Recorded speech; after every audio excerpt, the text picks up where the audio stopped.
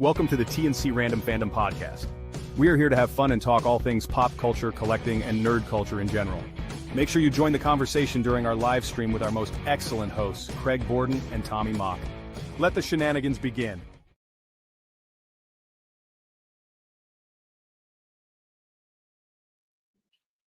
Good evening, everybody.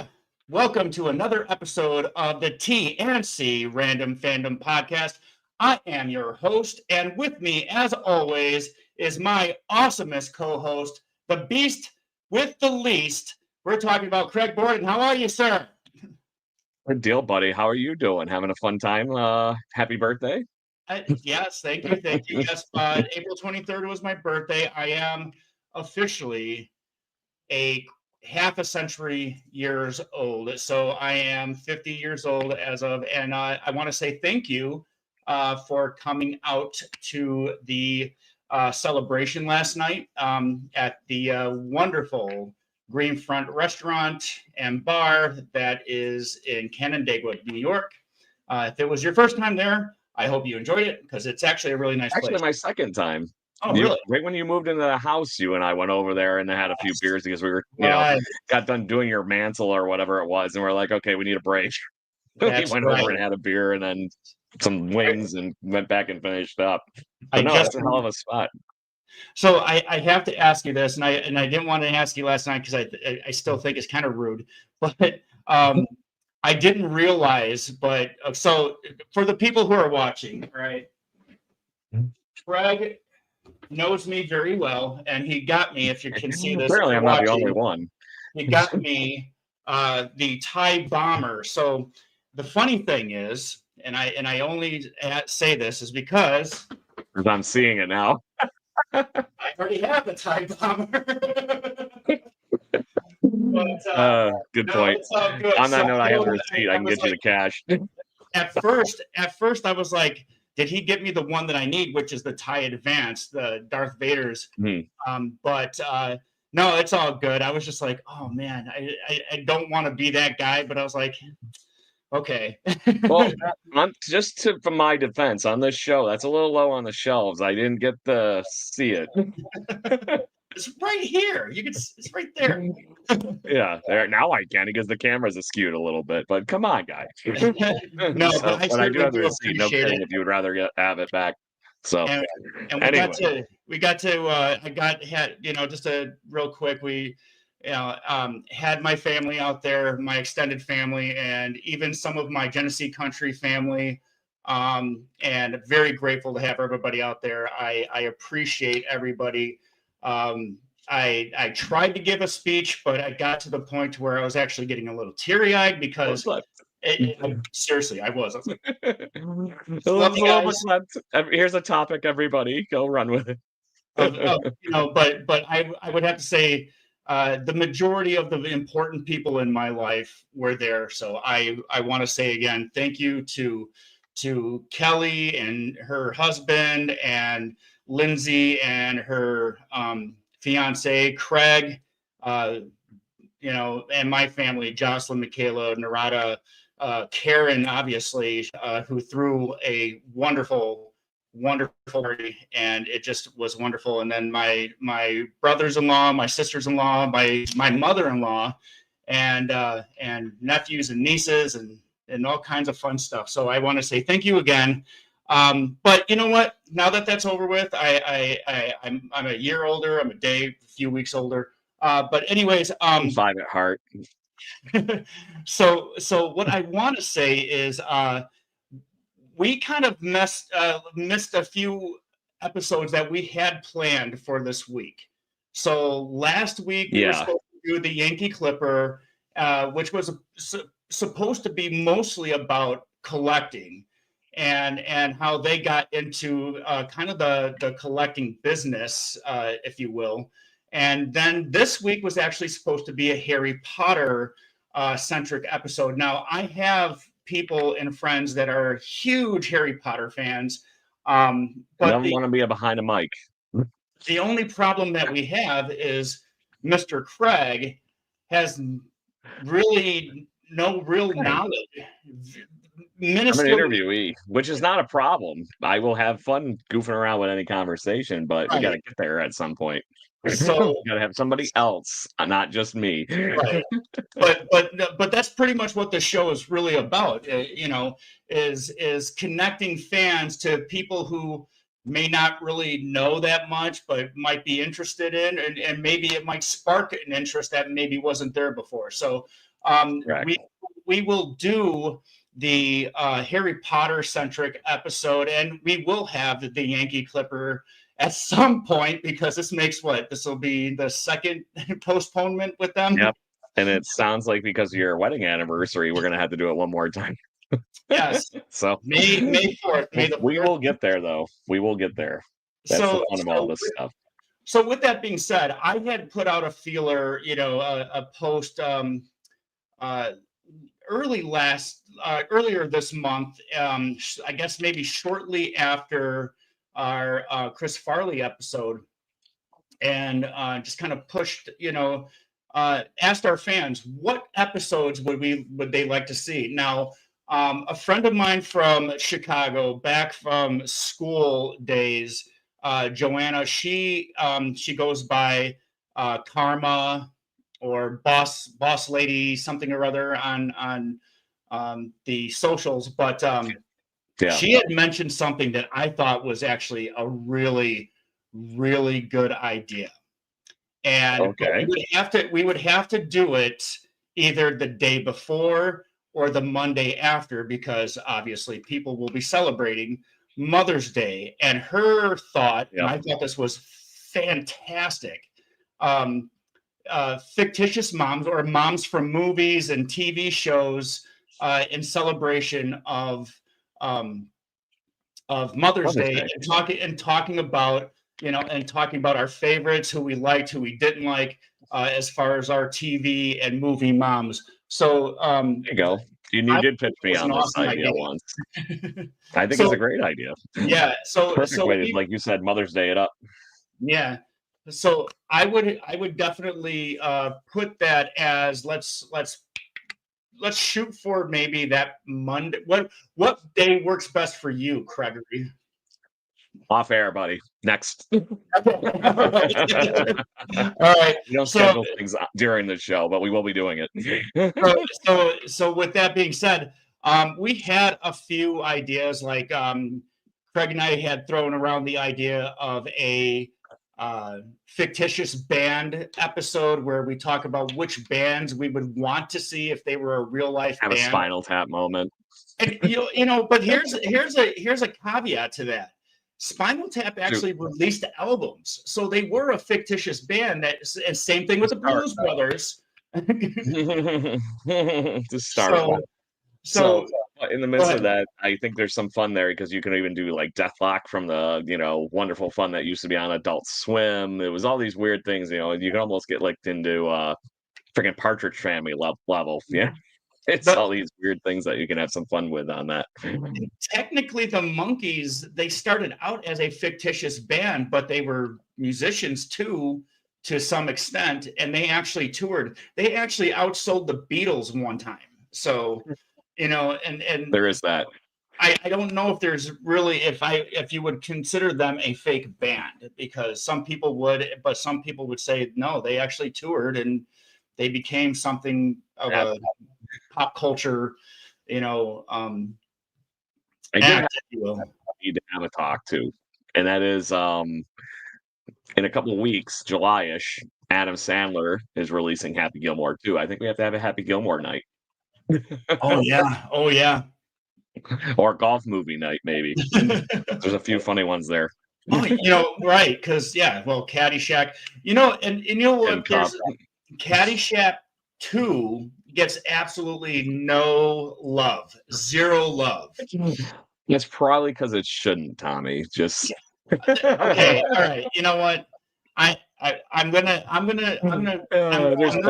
on this hill, but I'm gonna say I have a little bit of love for Caddyshack 2. A lot of the jokes are rehashed and stuff like that, but when people want a money grab, but it's an 80s sequel. That's all it is. Yeah. Not every movie can be, or not every sequel can be Empire, bud. Just saying. Right.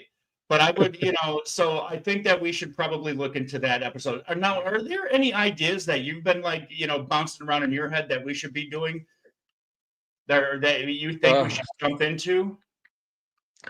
Well, I want to make sure we do one that's collecting. I want to get a few people that collect things on, like we were Exactly. talking about. That's the one that's been dangling over the show that I feel like we haven't been able to book somebody to actually solid, or we get canceled last minute, whatever it might be. But I want to get somebody that knows all these things. That's like, okay, great. We have all this stuff on the show. We've talked to my buddy Mike over at the Bartertown Collectibles as well to possibly join in on that show and just talk. Why do you want to have a room full of this stuff? Right. It's that kind of thing. You and I do it.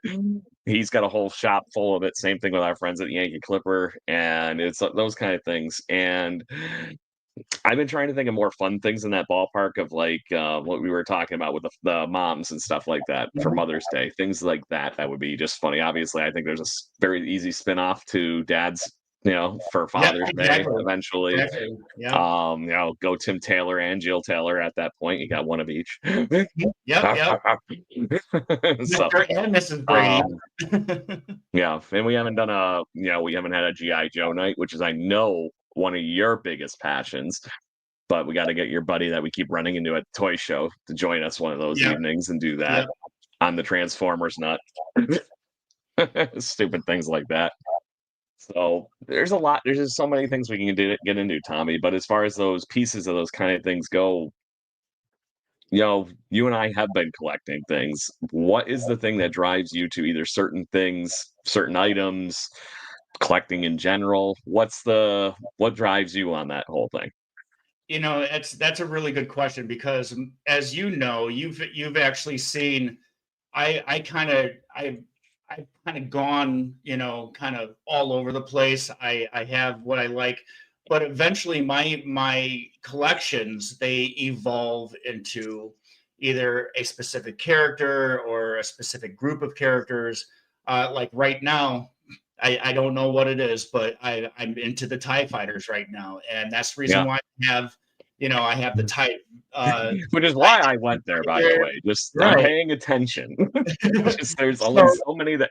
The problem is right now, we went to the Lego store and everything, and there's like 2 TIE fighters in there, and that's it. And I'm like, well, okay, this one at least has the opposite Darth Vader to your light side Darth Vader that I know you got recently. Yep.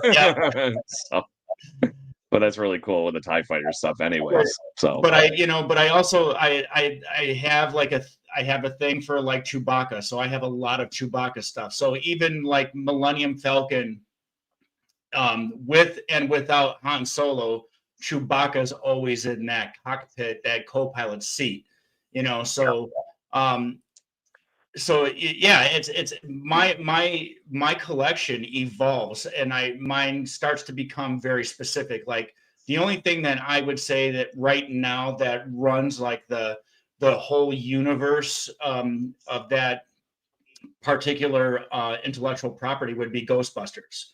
I will, if I find something that I like, I will grab it. I got like most of the Ecto series, except for I don't have any of the all-female cast, which I do plan on buying because I look at it this way, and I know we talked about this a little bit, but I do believe that there is a place in the Ghostbusters universe for that movie, and I think that there's a lot of fanboys that were out there that kind of just gave it a bunch of crap, and I think it was, instead some of of it was giving earned, some of it was definitely way past the way it should have been. Because the thing that killed me about that movie, Tommy, was that I was like, it has these wonderful women in it. They're all individually hysterical on their own. This movie should have been an A+, slam dunk, no craziness. And then you had Thor, who turned into the villain in the whole thing. That was what I thought was hilarious. In the midst of this whole thing, it fell flat. It felt forced a little bit. It didn't feel like the same kind of vibes and everything. And like I said, I felt like it wasted the talent of those 4 women and kind of put them into a square peg round hole situation where if they were themselves, found new characters, maybe not called it Ghostbusters and it was just a paranormal movie, it wouldn't have had some of those stigmas to it and it would have been a hysterical movie. That was the unfortunate reality of what I think they created by calling it a Ghostbusters movie and shoving it into that universe when everybody had been clamoring for a third Ghostbusters movie for years. Right. But it could have and it should have been really good. That's what I want to make sure I say. And even the Ghostbusters video game, the one that was like really like super realistic and they had like all of the original cast as voice actors in it, that became somewhat of the unofficial third movie because it was canon at one point in time. They considered it canon. So, but yeah, I mean, that's probably the one collecting item that I have that I wouldn't really necessarily turn anything away except for is like the little kid items. I won't go into that, you know, like I'll get the animated series like what I gave you for your birthday. I got you the full complete right there. You know, so for anybody didn't know where that Slimer came from, it was too funny. I was like, I saw that in the 3D printing. It glows in the dark. I'm doing that. But you know, but like Funko Pops, I only have a few. I don't collect a lot of Funko Pops. They have to be very specific to what is truly part of my fandom. So like, you know, this is just by happenstance. I agree with you on that because at the end of the day, Charlie, I got a leather neck for GI Joe. Yep. I got a bat or a Cobra bat because I collect. Actually, that's one of the characters that I will collect everything of. Is all the different variants and colorings of the Cobra bats because I just think they're just the coolest. They have interchangeable hands with the different weapons and claws and stuff like that. So it's just one of those things. But they've come a long way from the little 4-inch characters that were bending and rubber banded together. And but again, I started my collection usually evolves over time, and then I just start getting rid of some stuff, and I continue to just stay with one character or like I said, a subset of characters. But yeah, that's pretty much where I go. Now, what about you? Because I know you got a whole vast network of Funkos, but I think you're kind of like the same thing with me as you go in a very specific area. Yeah, it's not so specific to a brand or anything. I will say that everybody sees that, my vastness right now happens to be more Funko Pops than a lot of things. And a lot of that is, I'll just say, the price point.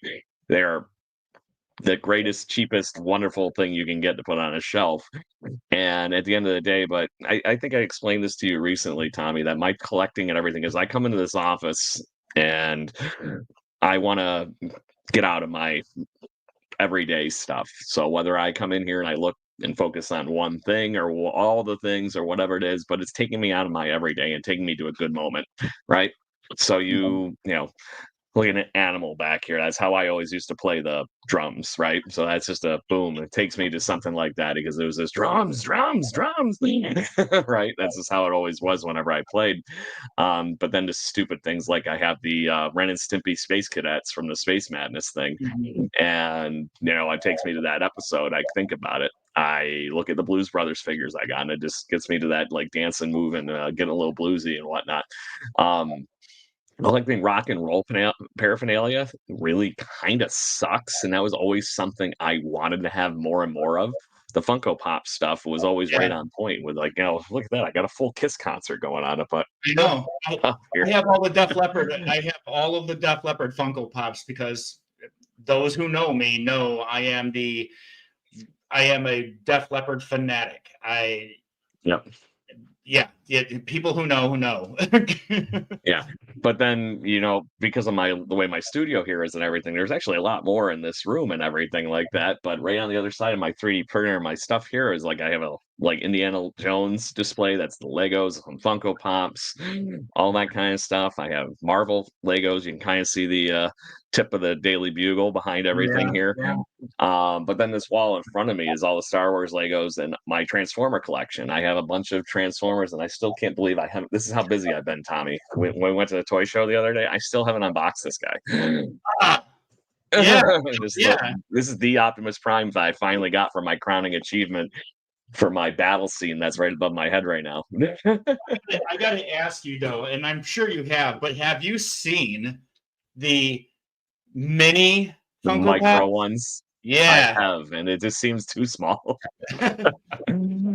All it made me think of when I saw those the first time, Tommy, was the Micro Machines, like, and the guy that talked way too fast on the commercials. Oh my God, check out the Micro Machines. So all that kind of stuff. So, but yeah, real quick, that's the idea for me for my collecting is, you know, if it's sitting on a shelf and I stumble across it and I take a quick look at it, it takes me somewhere that, you know, gives me that mental break to it for a minute. So you say, because I think that's one of the reasons why people sometimes collect too, is it brings them back to a time that maybe was simpler and it was a happy time before we became. And I think I've actually heard somebody say the reason why we, you know, people our age and you know, sometimes older collect the things or keep hold of the things that they've had is because it does bring them back to a time before they became an adult and cynical and had to be an adult, you know. Gets you grounded. Yes. Right. So, and I was actually about to do that same thing, but as far as shows, that would be a very, very appropriate to lean more into some of the newer stuff. We have friends that do anime and all that kind of stuff too. We've had them on for the cosplay things. Yep. I think that is something that we are definitely going to get into, Tommy, as far as those kind of things go. And we also haven't done anything with video games yet. Right. The video games in the 2000s and 2010s were insanely good. So that would be very fun to talk about those kind of things too. So for one of our friends, for the people who are just listening that aren't watching, Mary Flynn, one of our longtime fans of the show, which we haven't really been on that long, but we'll just say a longtime fan of the show. 24 episodes tonight, bud. How many? 24? 24 episodes tonight. So Mary Flynn says maybe lean into more 2000s, 2010s fandom to draw in millennials and Gen Z fans, and we totally agree with you, and we definitely we want to, and like Craig said, we haven't touched video games yet, and I had Pokemon. those are two fandoms that my daughter Jocelyn would definitely want to talk about. Because I thought but she's all in horror video games. I'm actually quite interested in that one. Survival horror video games, especially Silent Hill for her. She loves like the legend and the story behind mystery. Silent Hill. Yeah, and that was another idea that I had about a video game centric show, but video games that were turned into movies and or television shows, i.e., you know, The Last of Us that we have now, and talk about the good ones and the bad ones. You know, House of the Dead, you know, which was a terrible movie, and even Doom. Doom had its high points, but then it also had its low points. But it had The Rock. That was before The Rock actually got into movies, I feel like. Oh yeah, that was before he was like really jacked, you know. Yeah. But, well, it was wrestling jacked. It wasn't like obnoxious movie star jack that he is now. But that movie also had Carl Urban in it. That guy has been in every new nerdy movie you can humanly possibly think of. Yep, and then she's got a couple other ones here that would be. There's the list of stuff that we could be getting into too. And not funny enough, I know a little bit about the Hunger Games one. Yes, yeah. Not a huge fan, but definitely know of it instead of being completely green and only know 4 movies like with Harry Potter. Mary, I will tell you that yes, we did plan on doing a Harry Potter centric show this week, or actually this episode, but We really did not prepare. I'm sorry, well. I'm the problem. I don't know enough about it, and I can't just keep Tommy talking. We didn't prepare enough for it, but trust me, we are not trying to be we're not chauvinistic. So I've watched all the Twilight movies, and I can talk about the Twilight movies. I did not read the books, but I'll definitely bring in a Twilight movie, and especially a Hunger Games. But you know what? We can even turn that into a YA novel turned movie book, like Maze Runner, I think, was one of them. There's a bunch of them right there in a wave. That was like every good idea came from a book, from a Harry Potter, Maze Runner, to your point, Hunger Games, Twilight. It was like all these movies, which I'm not shocked by. You and I don't have the luxury of reading a lot of books anymore, but if you have a good story, you have a good story. It doesn't matter what the medium is, really. You just move it to where it needs to go, and though all those movies created great fandom for people, and that was great. That I'm loving every minute of it. That's the point. I want to have good stories to watch or listen to, or whatever it might be, play through if it's a video game, because that's what's killing me about video games these days, is there's no new stories. It's just, hey, go online, shoot. When I was still gaming and I had my PS4, one of my favorite games to play was, and I was telling my nephew last night about the Division 1 and 2. That was a great book. Loved, and they even made a fan movie that was really well done. It might still be available on Netflix. If not, you can probably find it on Tubi. But it's the Division. I know that there was like a subtitle to it, but it was really well done. Really well done. Yeah. One of my favorite video games, and this actually might legit be my favorite video game series, is apparently going to be an Amazon series in the near future. And that's Mass Effect, which is basically, in my personal opinion about what that video game really boils down to is, I'll say, adult versions of Star Trek and Star Wars, because it's, more in that R-rated ballpark. Yeah. Not, and this is no ding against obviously either of those two genres. They have their place, but it is obviously meant to be a space exploration, space, where children are invited into the movie thing, right? I would not sit one of my kids in front of Mass Effect and say, go ahead and play this until they're old enough to do it. So, but the themes in that show or in that movie or the video game are going to translate really well to a TV series, I think, similar to what we saw with The Last of Us and some of these other ones recently, that I think would help out a lot as far as what Amazon hasn't got into it. And Amazon also just kicked the living hell out of that idea of taking The Expanse from Sci-Fi Channel, which was one of my favorite shows of recently, and then moving it over to Amazon and really bumping it up and improving even on it.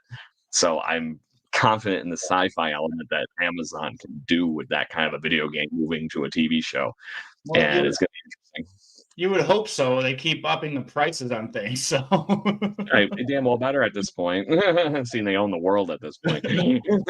So, but that's a whole other topic. No, honestly, I like bouncing these ideas, and the thing is that I wanted to do this kind of back and forth with you on this episode, is because if we actually have people listening and watching, like Mary Flynn, who is being a part of the show and listening to us like bounce ideas with each other outside of actually making a show about this, it actually makes them a part of the show, which is what they should be. And Mary right now is giving us ideas, things that we should be thinking about. Karen even said, you guys need to do a American Girl doll show, because there are girls, boys, women, men who do collect these dolls that are really expensive, and you can go to New York, you can go to Chicago to the American Girl doll store and actually have like a full day where you can get the same clothes. You can do a spa day with your I was just gonna say, it's spa day gone doll. I've heard about those. And it's crazy though, but it's that kind of fandom that we want to talk about, and we want to talk to the people that actually do those things, that And have that's the brought their point. kids. Right. Yeah, because those kind of episodes, you and I have our fandom and we have our comfort zones and everything like that. But the whole point of this show is for you and I to get to know everybody Right. and get to know what they're into and everything like that. So those episodes, we need those experts for somebody to jump in, like we were talking about at the beginning of the show with the Harry Potter thing. That like Right. I said, I'm in a deficiency on that. Like even when you and I had the Magic the Gathering episode with my buddy Will. Will was there for you and I to bounce all the stuff off of, and he was awesome. It was a great episode. I still look very much forward to that point where we actually do get to meet up with Will and have a few beers and actually play and record the living hell out of it. It's going to be Right. humorous. I was going to say, we still owe him a show dedicated to actually gameplay and have him walk us through an entire game, or at least an hour-long game. I think we're going to have to invite Narada to video record that one because it'll be very interesting. But no, and that's the one thing, because like even one of our other guests who was also a fan of the show, I often refer to her as Kate the Great. Yep. She she was our guest for our Monty Python episode, and I wanted to she had mentioned that she collects old cameras and old time cameras and stuff like that, and she said that she's even has some stories behind some of them that possibly could be haunted. So I think that would be an awesome show to just, but again, that goes outside of collecting toys and memorabilia. That's collecting something like that a lot of people don't do. But we live in the home of Kodak. So why not talk about film? Why not talk about cameras? Because people collect and do all that stuff. It's a hobby. It's fans. It's what they're a fan of. So 100%. We live in a town where it holds the Hall of Fame for toys here in the Rochester Strong Museum. So it's all those kind of things. So, but to that point, Tommy, when you're go ahead. Yeah, so Mary Annalise at the Sophisticate, I know who she's talking about, has made accurate vintage clothing for her dolls. So and there you go. So Annalise was is a friend. She used to work at the Genesee Country Village and Museum, and she's a seamstress. I think that's the proper term, and has made just beautiful dresses for herself. But according to Mary, she made them for her dolls as well. And I can tell you, just from what I've seen her wear, I know that for a fact that there are again, we can even high quality. We can, we've talked to people that are into cosplay, but what we have, there is another fandom out there that even Mary's a part of, is reenacting. Is historical reenactment, and I only scratch a tiny surface with what I do at the museum. But talking about things like that, that's honestly, if you talk about where cosplaying really could have come from, it's from the reenacting world. You get into that role. I know you know this more than most. You get into that role, you get into that character, you put the whole face basically on, and you're that person for the time you're wearing that costume. That's exactly what people are doing with the cosplay thing. And we had our friends on to talk that out. That was one of the funner episodes I've had, because I learned a lot in that episode, and I look very forward to the point where whatever that show is we're going to, I got to figure out something. So I'm telling you, even if I just show it was Garth again, at least I can be like, do it. I'm telling you, because I already got the glasses for it.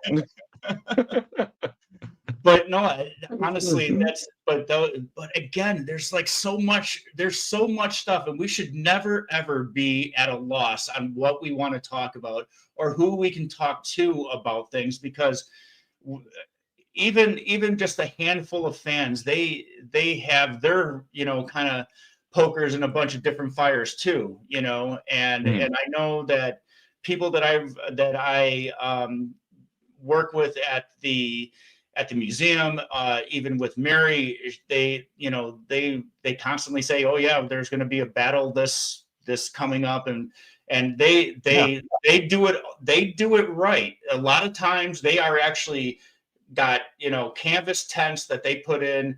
They and sometimes they keep it like complete legit, like that's how they live. Tommy, it's almost summertime. We could go to a medieval fair. You've seen the pictures. I know I have. That's why I was busting your balls. But you might have a cover. I don't know. Depends on how armored up you are. But yeah, those kind of things, like, that's the whole point. Those are the things that we want to do here. But as far as those things is there anything of those fandom pieces in your collecting, this thing, that thing, anything that has transferred from young Tommy, as far as certain fandom things, all the way to current now, 50-year-old, happy birthday again, Tommy? I'm assuming I know at least the G.I. Joe answer to this part, but is there any of those kind of things that have, like, this has been a staple in Tommy fandom from day one, back when you were younger? So G.I. Joe, definitely. But again, like I said, that collection has evolved to the more modern 6-inch figures. And it's because it's very hard to find vintage figures that I can afford. And there's definitely very hard to find vintage figures that are mint on card. So that's why I went to the Transformers too. Right. So collectors who know what mint on card means, it means that they're still in the package. The package is in pristine or a gradable, what's the word I'm looking for? A gradable appearance. As far as how the quality of it. The quality of the card. And so it's hard. So right now, what I do is I actually take my stuff out of the box, but I keep the box. I keep all of the inserts in the box, because if there's ever whenever I decide to sell, at least I can say package has been opened, but I do have all of the parts and I have the original packaging. The other thing that's transferred over is Star Wars. Star Wars is the same thing. I've scaled down, but there are specific characters, there are specific vehicles that I collect mostly. I've gotten into collecting lightsabers, but again, very specific lightsabers. I don't want them all. I want ones from, like right now I have the Count Dooku Jedi hilt. I want to get the Count Dooku Darth Tyrannus hilt. So because they're very similar, but with little nuances, But those are the things. And growing up, I always wanted to be Luke Skywalker, so I have Luke Skywalker's Jedi lightsaber hilt. So those are the things that I might have saw one of the most horrible TikToks earlier, and it was somebody was at Galaxy's Edge, and they bought the Anakin, which became Luke Skywalker's lightsaber, and he's walking into Toontown with and so I was like, is he gonna go after the younglings with the lightsaber? That's horrible. It's like, come on, guy, you can't do that. But that's fandom and being funny, and obviously it's just amusing in a dark way. but those are the things. And as far as like music goes, when I really started getting into music, Def Leppard. I want to have everything that is Def Leppard related. I have all of the books that were ever written. I have all the Funko Pops, which I think there's another like full set of Funko Pops. Yeah, I think they made one like these. Yes, with the stage and everything recently. But and I think the one that I want to get doesn't have Vivian Campbell. It has Steve Clark, whom I share a birthday. That would be interesting. Yes, there you go. But Steve Clark doesn't get enough credit for all the stuff that he did with Def Leppard and everything too, especially with his early passing and everything. But incredibly talented incredibly talented. But anyway, I'll throw that same quite. But as you can see, is those are the two main things, or the three main things that have kind of grew with me as I've gotten as I was a child up to where I am now. Ghostbusters is a fairly new thing for me, and popcorn buckets. Popcorn buckets are a new thing for me. I know they were out. I saw your message. But yeah, they're out. Oh, it's horrible. But again, if it comes to a popcorn bucket, it has to be very specific. Like I got the Super Mario Kart one from Universal Hollywood, which I got that one Ghostbuster Trap, right? Ghostbusters one. I got Claptrap around here, and then I got an R2 unit. So those very specific, but very personal to me. Now, what about you? I mean, obviously, you are a full-on Blue Jays fan. I know that transcends your youth to now because of I think you said that your dad was a huge Blue Jays fan, right? And that kind of created your. I can actually tell a baseball story on this. Oh my God, what the hell is that going on? It's the quasi weird from this crossing of my podcast going on here. So as we jump into the multiverse here,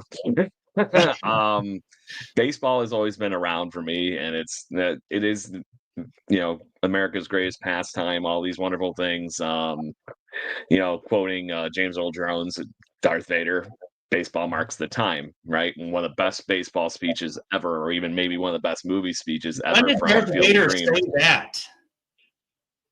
Exactly. I am your coach. Exactly. So, but no, baseball was gotten into me off, but most of that was just hanging out in the neighborhood with the kids. It was something to do, and we, had a great time playing in the street and goofing around. And growing up in a house where we were listening to the radio for Blue Jays games younger, because it's not like today where they had TV every baseball game you could watch. It was whatever game happened to be on, like Friday Night Baseball or Saturday or whatnot. And at the time I was very young and getting into baseball, the Blue Jays were one of the best teams in baseball in the late 80s, early 90s. And that culminated with before the baseball strike in 1994, with the Blue Jays winning back-to-back World Series in 1992 and 1993, right at the prime age, right? So, I actually, my parents told me to go to bed. Is game 6 of the World Series. The Blue Jays were losing when I went to bed, and my dad comes and wakes me up after Ricky Henderson got walked to start the inning for the Blue Jays on offense. He wakes my ass up and he goes, "Something crazy is going to happen. Come on." So we sneak downstairs, him and my brother, and Joe Carter hits the home run to win the World Series. It's one of 2 things like that that's ever happened in Major League Baseball history. There's only been one other person that's hit a home run to win the World Series and end the World Series. The other one has a famous nickname. It's called the shot heard round the world, and it's when Bill Mazeroski beat the juggernaut Yankees in the 50s. Some Mickey Mantle Yankees and stuff like that. So it's only happened twice in Major League Baseball. It infected me completely. It was like, yep, I'm stuck. This is never going to change. So I went from there to, baseball cards and all these other fun things that I still do to this day. And if I could have told 12-year-old Craig, 8-year-old Craig, that I would have been working at a baseball card shop part-time, I think they would have thought I was full of shit. Just saying. No, you're not. You're a liar. But the other one was always Transformers. My dad and I bonded over the original 80s Transformers, the toys and cartoons and stuff which were actually, Tommy, written by Marvel back in the day. So all those TV episodes and everything were comics and written by Marvel. So that one's always stuck around to the point where I wish Michael Bay didn't ruin all of it after having a decent first movie. But that's a whole nother conversation. But yeah, those are the 2 that really stuck out that I still collect stuff to this day too. And similar to you, I eventually got into Indiana Jones, Ghostbusters, those kind of things. But those are the 2 that were like from the earliest of my fandom was baseball and Transformers, and that moved into obviously a podcast for baseball and nerding out with you on Sunday nights. So I want it actually I'm curious a little bit about you and your dad bonding over Transformers. Was your dad, now I've met your dad. I don't know your dad very well. I've Yeah, very cool guy. But what was it about Transformers that your dad liked? Because the only thing that I can honestly say that I ever bonded with my dad with were like video games. My dad was a gamer. We had like when new gaming systems came out, we had it, and that was similar for a long time until this past Sega generation with my dad. He couldn't handle the controllers anymore. but yeah. But my dad would play he loved Tiger Woods golf. He liked the football games and stuff. So, that was like one of the things that we bonded over. I started playing sports when I was in high school. So I never had like a sports, like anybody really pushing me to play sports except for myself. Mm-hmm. So that's why I'm curious as to like the bonding. You have a sports bonding with your dad, which you would think that a lot of kids would, especially when their dads are into a sports. But when you have like an intellectual property like Transformers and you're bonding that with that, I'm curious, what was it about Transformers that your dad liked that also kind of transcended over to you? It was it was something mutual that we both enjoyed watching. Same, my mom and brother, everybody, we'd watch it Saturday mornings, and it was just fun to do. And but the characters were great, the stories were good enough for them to even be entertained with it. Because if you look at I sit down and watch an episode of the early Transformers and stuff right now. Some of the plot lines and stuff like that are pretty advanced for somebody that would have, when I watched it, it's not normal stuff. There's like, death to the world kind of like level stuff going on in certain episodes because they're just basically causing what is 80s global warming to the planet. Yeah. These cartoons were very adult, like themed. There were. I mean, even though you had like a bunch of people shooting lasers and stuff like that at each other, but at the same time, there were a lot of adult theming and. I kind of the character work was exceptional for our generation of cartoons, whether it was G.I. Joe, Transformers, pick a thing from our childhood, and like I said, they were really well written stories and everything. And then I'll give you the adulting version here from the Transformers avenue because I am literally as old as Transformers are, being born in 1984. So this is one of those things that I caught it during the re-episodes that were always on Saturday morning. But then the movie was re-released again in the movie theater a couple years afterwards, and my dad hadn't seen it at that point. And so we went to the movie theater and watched it, and I watched my whole childhood get killed in the first 30 minutes of the movie. Down to Optimus Prime even. And my dad had no idea this was going to happen. So thankfully I just didn't know what was really going on at that age, so it wasn't too bad, but it was one of those things that was like, okay, great, now I have new toys to play with, I have this, I have that. And because that was like when I was old enough to actually get into Transformers, was in that just after the first couple of years of the show. So that's really what it turned into. But it was just even stupid things with you being a G.I. Joe fan. You'll get this one because it's the same gentleman that voiced both characters. Cobra Commander also did Starscream. Oh yeah, yeah. So to this day, there's all these stupid jokes that when the election was over and everything like that, my dad leans over to me in a text message and sends me the meme from when Starscream took over from Megatron and said, "Now I declare myself the new leader." It was all like I fetched and shit. So I'll nerd out with you. Pop culture things from those shows and things like that. There was some really good character work on those really low grade freaking quality. Didn't even care about scale of the things going on. That was always the funniest thing. It's like, okay, if Bumblebee's a Volkswagen Beetle, he's the same height as a freaking human when he's a robot. What the hell's going on? okay, I gotta tell you, it's funny. I'm glad that you brought up scale, because scale to me This is irrelevant. is completely lost. Not only in in the cartoons, depending on which cartoon you're watching. G.I. Joe, the scale is pretty accurate, but when it comes to the toys are not accurate to because when I have a say, let's just I have the Vamp, which is the Jeep, right? Yeah. And it's taller than the Sky Striker, which is a jet. I'm gonna say, yeah, I'm gonna call foul on that. But let me put this in Transformer terms for you. Optimus Prime turns into a semi-truck. He's pretty damn big, right? Right. For some reason in the Transformers universe, it takes 3 robots to form a camera. So why not? I'm kind of glad that they turned Megatron from a P-38. I think that's what it was. I forget it's what. Walther, yep. P-38, but which was a gun that a human could hold.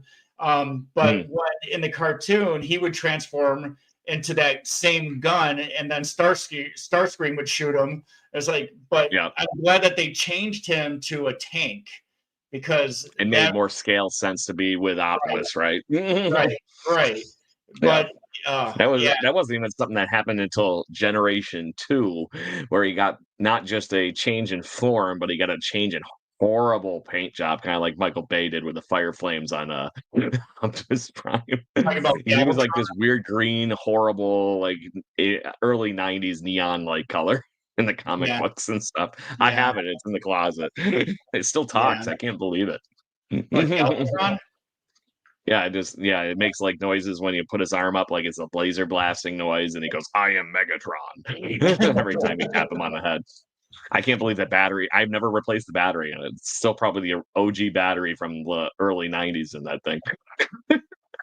So we have talked to a friend of ours of the show, Gene, twice.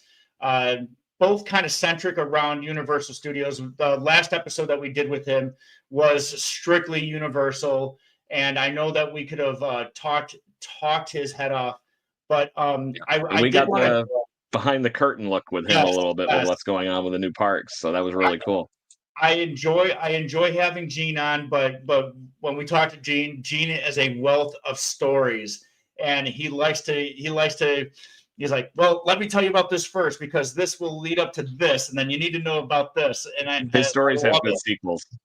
But I'm not sure if you were paying any attention, but another friend of the show and also a guest, Tim Sternberg, he was recently, he did something that was very similar to what I did when I was on the Drew Barrymore show. He was a call-in contestant of the the Live with Kelly and Mark, and he said he was doing something, but he wasn't able to talk about it yet, right? Yes. So he was on Live with Kelly and Mark, and he won tickets, or no, he won a trip. He won a trip for him and his wife, and I was like, damn it, he's doing it again. He entered a contest and he won. And I'm like, come on.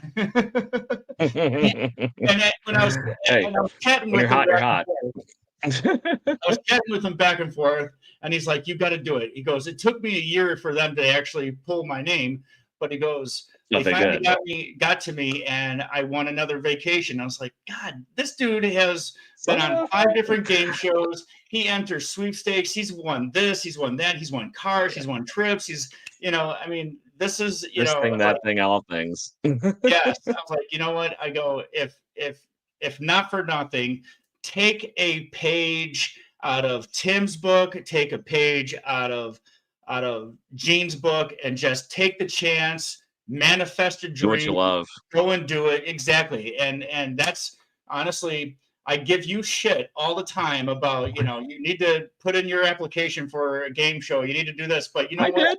You're honestly, I did what I was doing. You're honestly living. You're kind of living the dream too, or at least you're manifesting what you want. Working on it, the rest of your just life. like we are. Yep. Yep. And so I got to say I'm enjoying this ride. I am, and I want to make sure that we are doing this to where we can grow our fan base.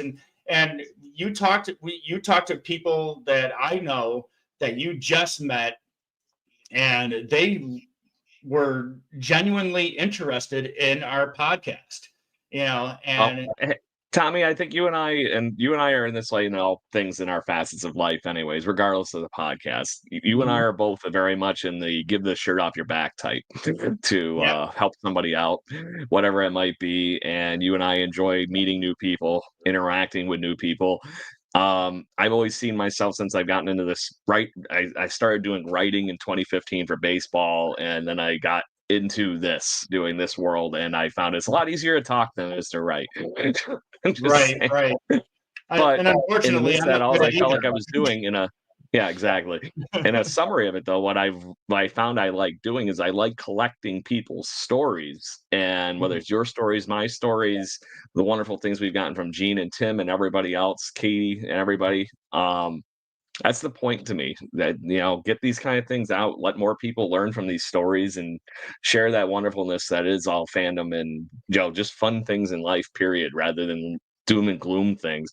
I love the idea that somebody might get into something new from one of the things we talk about on this show, and that does keep me going, and one of these things and all these things. And that's why I'm doing the Two Blue Jays podcasts and sharing all the stories I can humanly get with my gang on that one end too. And obviously, Tommy, selfishly, I kind of wanted to do something with you, like we talked about for it feels like 10 years at this point. Yeah, even before podcasts were really a thing, and it's just exactly. When we talked about this, and I know that we're getting close to the end, but I just want to say, when we were initially talking about this, I was very in a very political state of mind. I think I was very very opinionated about things, and even this is even way before Trump, just way before 50 other things and stuff like that. and I am glad that you and I decided to, when we came up with the concept of this podcast, I am glad that you and I decided that we will never. We may tongue in cheek, I wouldn't let you joke or something like that, but for the most part, we keep our politics to ourselves. We don't want to turn this show into that. We want our show to be, for lack of a better term, a safe space for everyone to just be who they are. And like you said, I'm going to bring words back from Mary earlier when we were talking about passion and collecting. We want to create escapism and bring joy.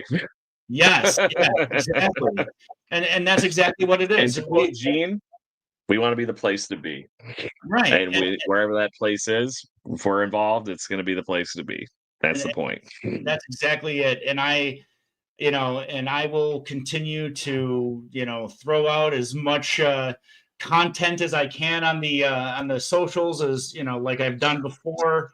You're going to get some training soon, because if you're going to help me if I'm going to help you fix your floor, you're going to definitely learn something that day on social media. Yes. You're going to help me fix the floor, maybe hang some drywall in the basement. And you get a tutorial so you can help my ass. Seriously, but no, I want to do that. I want to learn, because we have episodes that we don't even have clips for, and I don't know how to do that. We have so much good content to talk these stories out with other people and get them interested. Yeah. So that's but that's the beautiful thing about what we're doing here. It's time irrelevant. You can talk about any of these topics at any time. It's wonderful. It's great. And it just keeps everybody happy. That's the whole point. Yeah. So good deal, Tommy. Is there anything else you'd like to talk out here as we're at the top of the hour here? I guess maybe we should do some shameless self-plugging. I don't have all the dates, but I will probably post some stuff. But the Flint Hill Dance Troupe has got some performances coming up. We have the Calico Ball that is coming up at Genesee Country Village Museum. We actually have a fundraiser that's outside of the museum coming up. We also have You gotta get some clips of a certain TV show posted up. What are you talking about? I'm just playing. When you were on Drew Barrymore. I put clips up on that. It's on our site. I know. I'm just are you saying. talking about on YouTube? Yes. Okay, all right. I'll work on that. We'll figure it out. I'll put that on there. But I'll I'm work just on busting your balls. But no. Anyway, but good deal. So we got some good stuff coming up. I have let's see. I have We will have a special time next week is the other thing.